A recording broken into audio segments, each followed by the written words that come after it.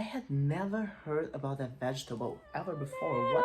Just again, it's all going glazing. You were mine, and it made me love it and begin again. It made me love it and begin again.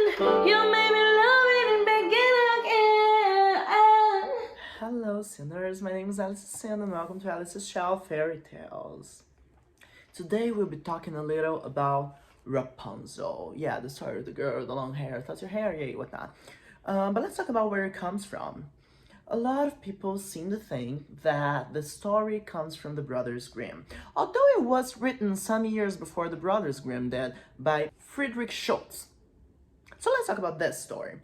This story tells us about this couple, and the woman was pregnant, and she was really craving this vegetable called Rapunzel. And she looks into the neighbor's garden, and she's like, hey, I want that, can I have that? And then her husband goes there and steals some Rapunzels for her, and then he keeps doing that until the neighbor catches him. And the problem is that the neighbor is a sorceress. And she says, as a punishment for you stealing my Rapunzels, I will take your child once it's born. So the child's born, the sorceress takes her, calls her Rapunzel, and locks her up in this tower with no stairway, no nothing. And her hair grows long. And the only way the sorceress can go into the tower is by asking, Rapunzel, Rapunzel, let down your hair. And then she climbs the tower using the hair. So that's how the story goes. And then eventually a prince shows up, and he sees the sorceress calling for Rapunzel, and he's like, I'm gonna try that.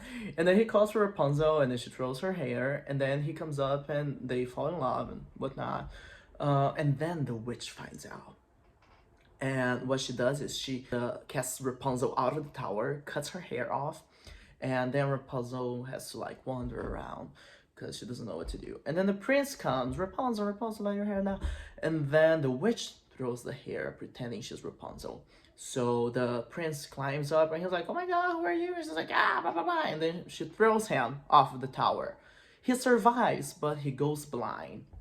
And then as he's blindly walking around, he encounters Rapunzel, and their encounter causes his blindness to fade. So they get married, they are now prince and princess, and they live happily ever after, yay! Which is kind of ironic, because if you're familiar to the Brothers Grimm stories, they don't usually have a happy ending, but this one does, so yay! However, that's probably not the original story. Because back in the 1500s-ish, there was this story about a real person, a father who had a daughter who was very beautiful. So he locks her in a tower so that no man shall come for her. However, men do come for her, and she's like, I don't want that because I'm a woman of God. And she chooses God. And then her father was a pagan. So he comes to her and tries to hit her with a sword, and in response, God gives her a hole on the wall so that she can like see the outside world. But the father's like, hey, you know what? I'm still killing you. So he decapitates her, and then he's struck by lightning. That's a little awkward, but that's a story. And it became a Christian story because this girl was not Rapunzel. She became known as Santa Barbara. That's a little creepy, isn't it? But anyway, that's probably the original story that gave birth to the Brothers Grimm's version, and that later became Tangled on Disney with the frog. Love that. Yeah, so this is the story of Rapunzel. I hope you liked it, and remember, Rapunzel, Rapunzel, life's a sin.